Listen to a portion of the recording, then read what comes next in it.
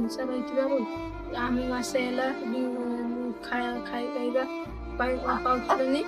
ଜମିବାଡ଼ି ତାକୁ କିଛିର ବିକିକି ଦେଇଛେ, ଗହଣା ସବୁ ବିକି ଦେଇଛୁ ତାଙ୍କ ପାଇଁ।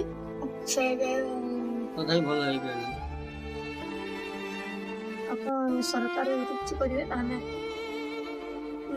ଆମେ ଚିରପକୃତ ହେବୁ।